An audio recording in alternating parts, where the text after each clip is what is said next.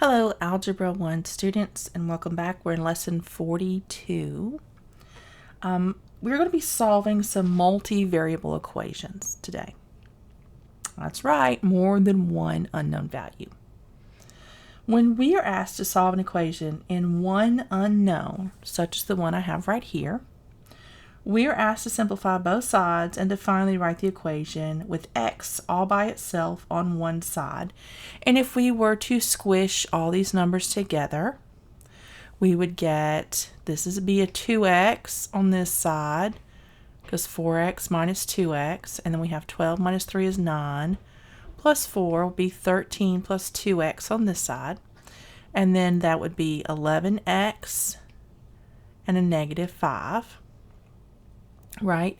So if we were to take 2x over here, then that would be 9x, because we would subtract 2x from both sides. So let me show you that. Minus 2x, right?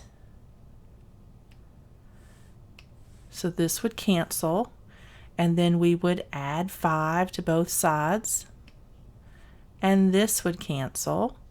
So we would end up with 18 equals 9x, and we would divide both sides by 9.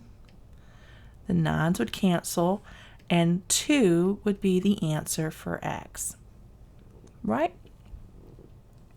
So we can see how we did all of that by just combining like terms from one side to the other. Or technically what we did was we subtracted 2x from both sides to keep the equation balanced. And then we added 5 to both sides to keep the equation balanced. And that's how we are able to condense the term with the x in it to one side. And then we're able to do an inverse operation of division, and then we find that x is equal to 2. We can do that pretty easily, and it's a very straightforward process when we only have the one variable to solve for. Now, if an equation contains more than one variable, and we are asked to solve the equation for one of the variables, our task is the same as what we do here. We just have to rearrange the equation so that the variable we want to be by itself is by itself. So let's think about that. Let's do an example here so that you can see what I'm talking about. This is example number 42.1. And we have 3 different variables. We have 6y minus x plus z is equal to 4. Right? We cannot solve this equation completely. But what we can do is solve in terms of one of these variables. So we are going to solve for y. And this is how we're going to do it. We're going to move everything to one side except for the term that contains the y. So let's do that. We're going to add x to both sides and subtract z from both sides. So add x, subtract z. So that leaves 6y on this side because this cancels. And this becomes 4 plus x minus z. Now we have 6 times y, so we need to do the inverse operation and divide everything by 6, right? So we have, actually what we can do, this would even be easier if we just do this, if we just divided that like that. So now this cancels, and we have y equals, and we can reduce this. We can say this will be 4 over 6 would be 2 over 3. And then we would have plus x minus z over 6. And the reason we have 2 over 3 is because 4 over 6 is the same as 2 over 3. We just reduced it as much as possible. And let me show you how that worked. We did 4 over 6 plus x over 6 minus z over 6. This fraction was able to reduce. So we did 2 over 3 plus, these two have the same denominator. So we could put them together as one expression. And that would be the same thing. All right. Okie dokie. That is as far as we can go, but we solved for y. Now we don't have like a whole number that we can say. We can't say y is equal to 2, but we could say that y is equal to 2/3 plus x minus z divided by 6.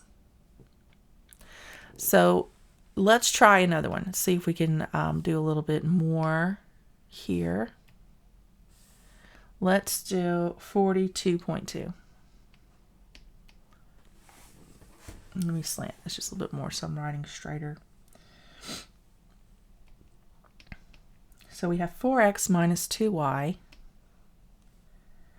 plus 2 equals y minus 4. And we are going to, again, solve for y. All right, so we're going to get y all by itself on this side. So that means we need to subtract y from this side. And we know that's a 1y, right? And we need to take this 4x and put it over here. So let's subtract 4x from this side, and we'll subtract 4x from this side. And we need to move the 2 over, so let's subtract 2 from this side and subtract 2 from this side. Okay? So this cancels, and this cancels, and this cancels. So now we have a -2 and a negative 1. That's going to be a -3y equals -4 and -2 will be -6 minus 4x. Now we're going to divide everything by -3 because we don't like to have negative variables. These cancel. So we have y equals -6 over -3. That's going to be a +2. And this is going to remain, this is going to be negative and negative, so that's going to be a positive 4x over 3. All right, and that is what we get when we solve for y. All we're doing is we are manipulating our numbers, our terms, until we get y by itself, or whichever variable the problem is asking for. So let's do one more. Actually, we have at least three more to do. I'm not sure, we might have more than that. So I would like for you all to do 42.3 on your own. We have 4p plus 2a minus 5 equals 6a plus p. And we are solving for p. All right, so pause the screen, or I'm sorry, pause the video, and then work the problem, and then press play to see if you got the same answer I did. And if you didn't, then you can walk through the problem and see where you made a mistake, or where you just, you know, maybe you didn't carry a negative to the right direction, or something. Anyway, go ahead and solve for p, and let's see what happens. So here's the answer you should have gotten. P is equal to 4a over 3 plus 5 over 3. And you could have had these in a different order. That's fine. You could have said 5 over 3 plus 4a over 3. It would have been the same value. But you should have been able to get p all by itself. So if you did not get that, let's walk through it. So we subtracted the 2a, which is the opposite sign. We did that to both sides so that we would keep the balance. We added 5 to both sides to keep the balance. Then we subtracted p from both sides to keep the balance and to put p on this side. So all the p's are on one side. So once we did the math, these canceled. So 4p minus, this is a 1p. That gave us 3p, and then we had 6a minus 2a was 4a, and the plus 5 that we brought over. So then we divided everything by 3, which made this cancel, and left p by itself, and that left us with a denominator of 3 for both of these terms. And that's it. It's pretty straightforward. All right, so let us move on to 42.4. So write this as I write it because it's a fairly long one. We are going to solve for x.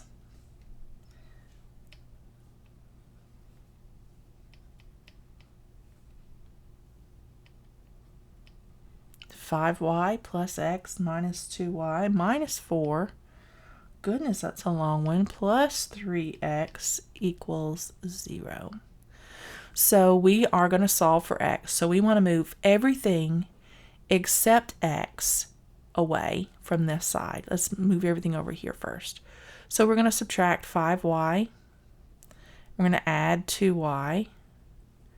And we're going to add 4 to both sides.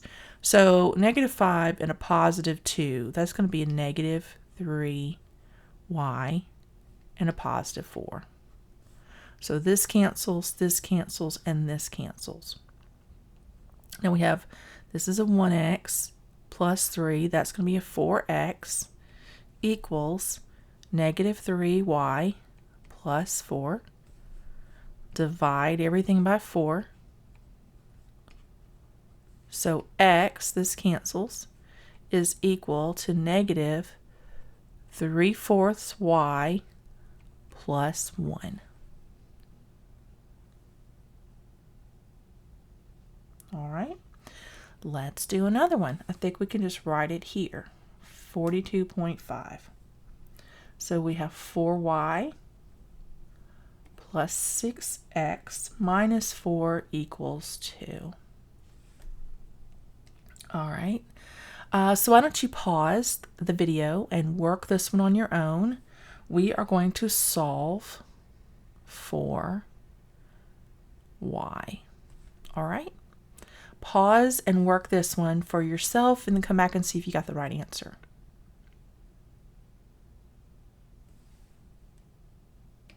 All right, you should have gotten y equals 3/2 minus 3x over 2. And the way we got that was when we divided by 4 here, we were able to reduce both of these. That is supposed to be a 4. Just doesn't always write the right way. So we subtracted 6x and added 4 to both sides. That left us with 4y equals 6 minus 6x. We divided everything by 4. This canceled. This could reduce, and this could reduce. All right, let's clear the page. Actually, let's not clear the page because that is the last problem for this lesson. So I will see you guys in lesson 43. This is a fairly short one, but it's an important one. You need to be able to think about the algebraic equations like this in terms of a variable instead of looking for an answer. All right, I'll see you guys in the next video.